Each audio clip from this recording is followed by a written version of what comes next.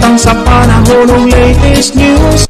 Diyan sa tuloy niya ang Pag-asa Mactan, pinagi ni Sir Mark Gales. Mayong buntag, sir, o mayong Domingo.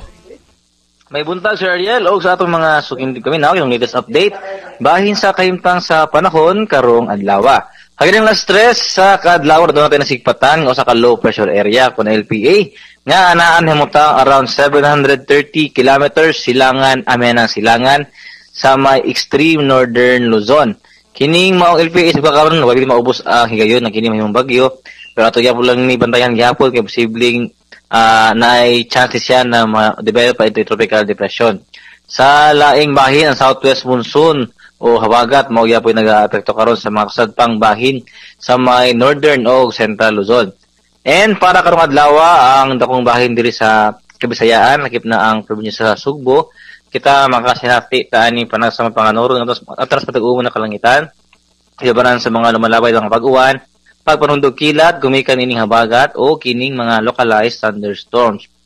Ganina kadlaw dunay mga sinati ng mga pag-uwan diri sa may central o northern Sugbo, apil na ang Camotes Islands, gumikan ining mga pag-uwan tungod ani habagat o kining mga localized thunderstorms.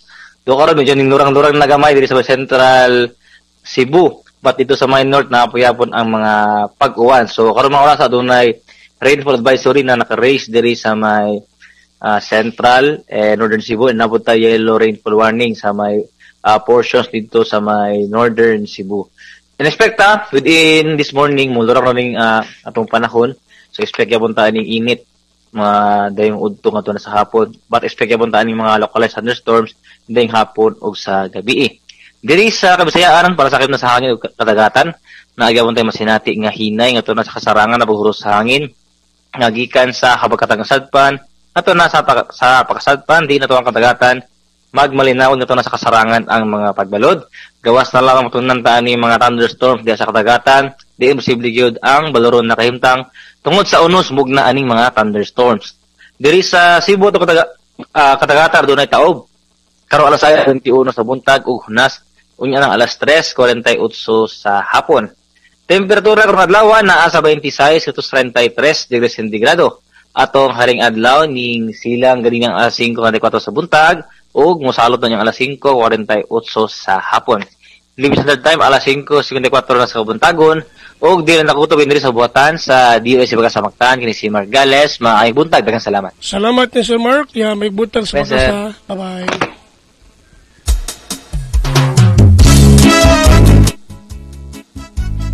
Nadungog si Sir Mark Gales ang atong widow specialist gikan sa Pag-asa Mactan. Naghatod sa atong dagan sa kahimtang sa panahon nining adlaw nga Domingo. Medyo maulanon nga dilanda mo kumpiyansa magdalag mo tagpayong kay basi daw mo uwa na po di kahapon. Salamat sa Mark kaya may buntag sa Pag-asa Mactan. Naghatod sa itong oras alas 5:55 na. Ang Panginoon sa'yo sa kabuntago.